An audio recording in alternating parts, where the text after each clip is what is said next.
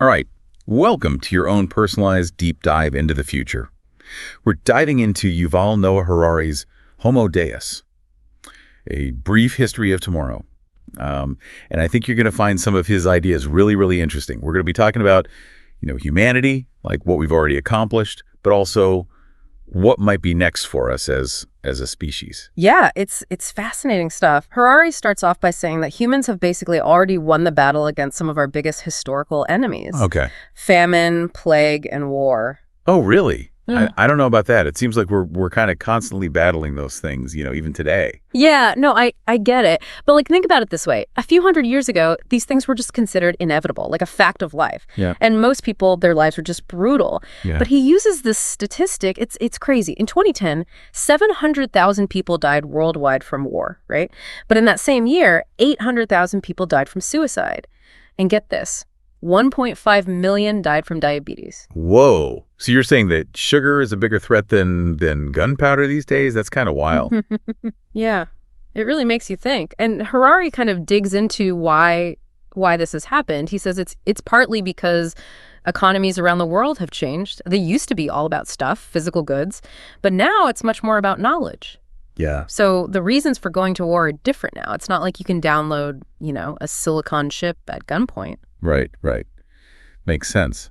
But what about those places where those knowledge-based economies, haven't really taken hold yet? Like, are they not still operating under the old way of thinking? Yeah, that's a great point. You're right. There are definitely still parts of the world where, physical resources are the main thing, the main prize. Mm-hmm. But Harari's argument is that model is fading. He thinks we're in the middle of this global transition, that humanity is moving beyond those age-old struggles for survival. Okay, I can kind of see that. But let's just say for the sake of argument that he's right, We've beaten famine, plague, war, they're off the table. What's next then? What's on humanity's to-do list? Well, Harari thinks we've got even bigger goals now. Yeah. He says the next big target, the next big thing is immortality. Immortality. Wait, isn't that a little far-fetched? Are we talking about living forever? Okay, well, we have to be careful here.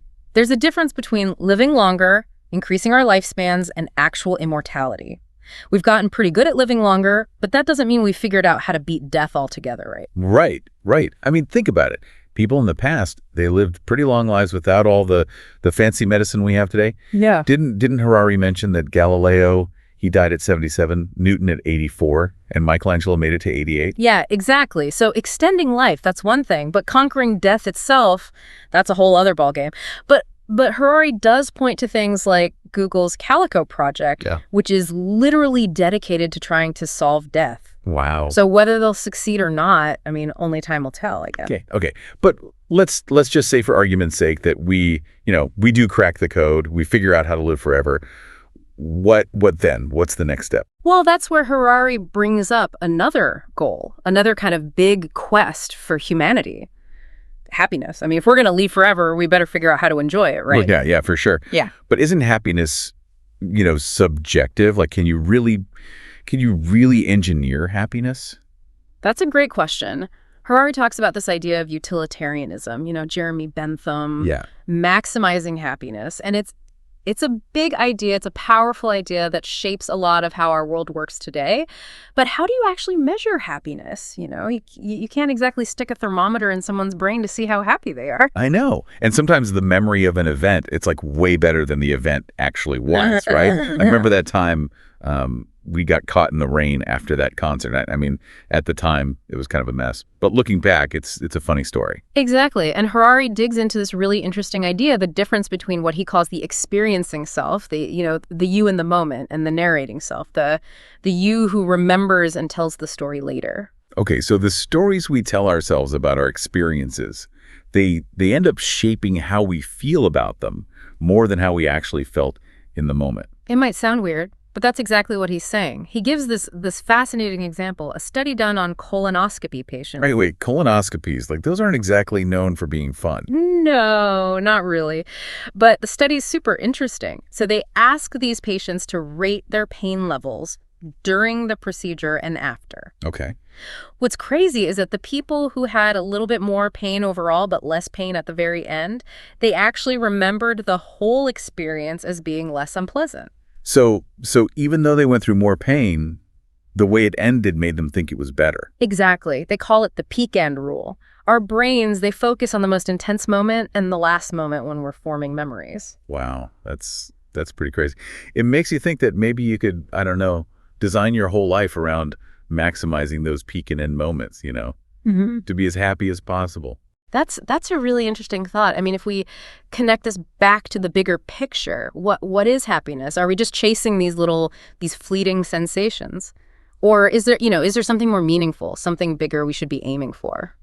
That's a big question. Yeah. And we've only just started to scratch the surface of Harari's predictions. Things are about to get even more interesting. When we come back, we're going to be talking about the possibility of humans actually upgrading themselves, becoming superhumans. So don't go anywhere. Okay, so we've talked about, beating those basic survival instincts and maybe even achieving immortality. But now we're getting into some seriously uncharted territory. Harari suggests that the next step for us, for humans, might be to upgrade ourselves. Basically, like, create superhumans. Is that even possible? Is this just, like sci-fi stuff? Honestly, it's probably closer to reality than you might think.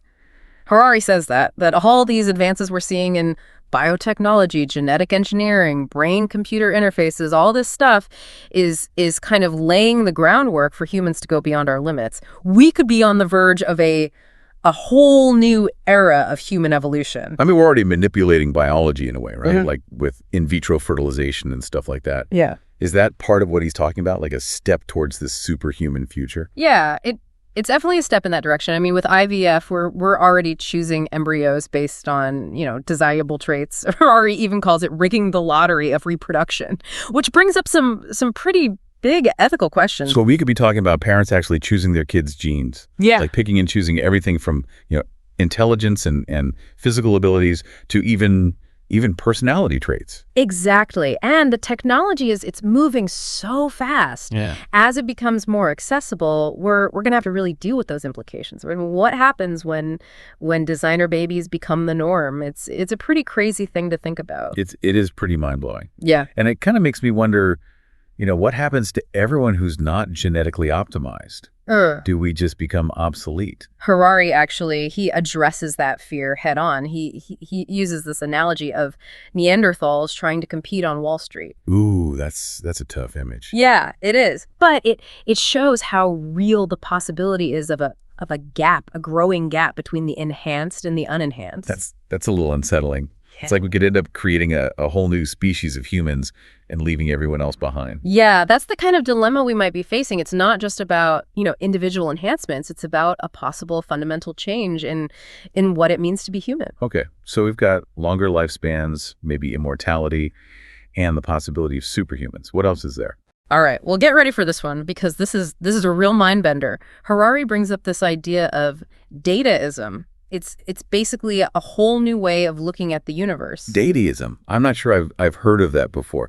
What is it exactly? Is it like a religion or something? It's not a religion in the traditional sense. It's more of a philosophy, a set of principles that looks at the universe as like a flow of data. Datists, they think that everything, organisms, consciousness, it can all be understood as algorithms that are processing information. So my dog chasing squirrels in the park, that's just a complex algorithm running.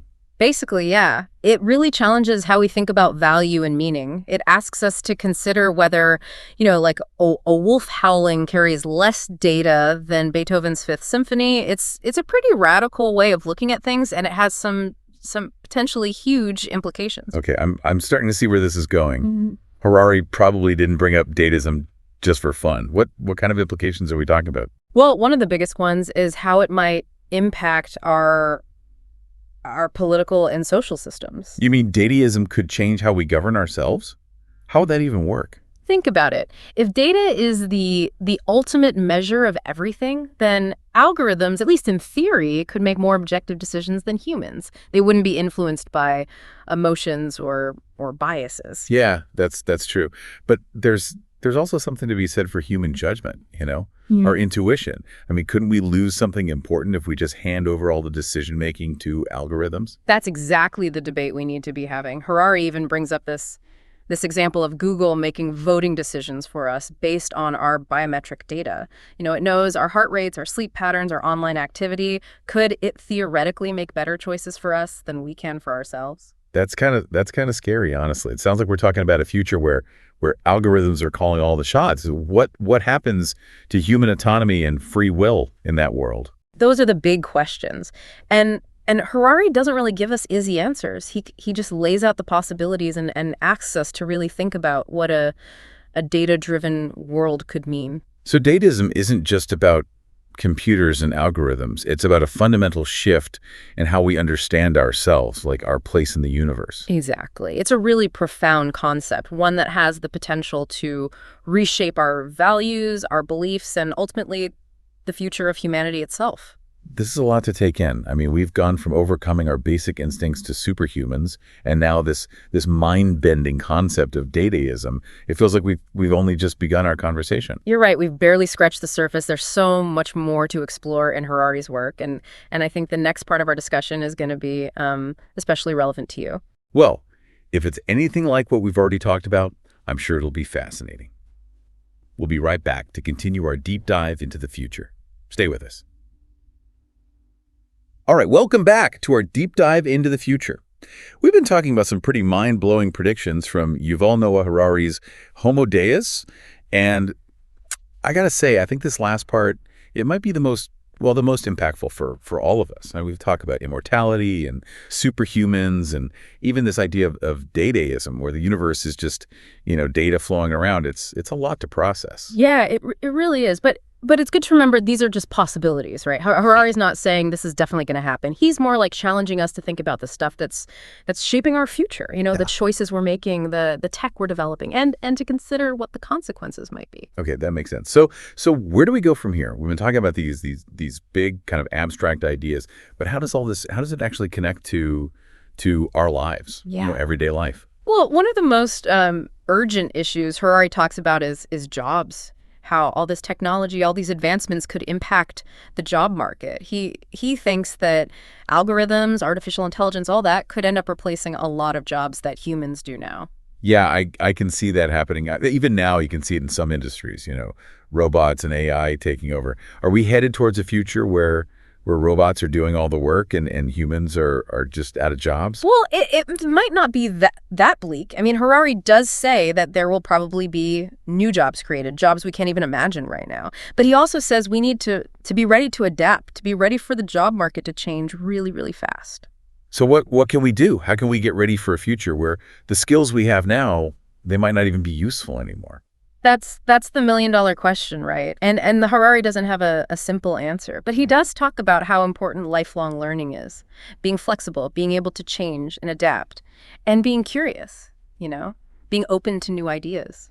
So it's about being willing to reinvent ourselves, to keep learning and growing throughout our lives. Exactly. The future belongs to those who can embrace change, the people who are willing to step outside their comfort zones, try new things. Okay, I like that. Be adaptable, be a lifelong learner.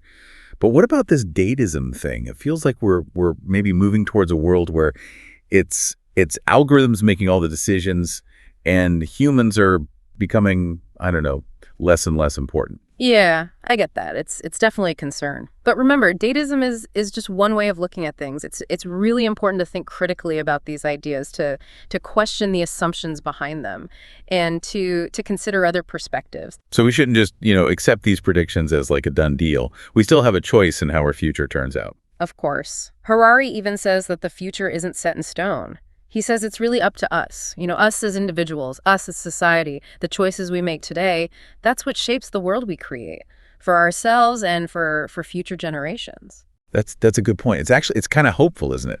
It's not all, doom and gloom. We still have a say in things. We can still influence what happens. Exactly. We're not just passengers, along for the ride. We're the ones driving.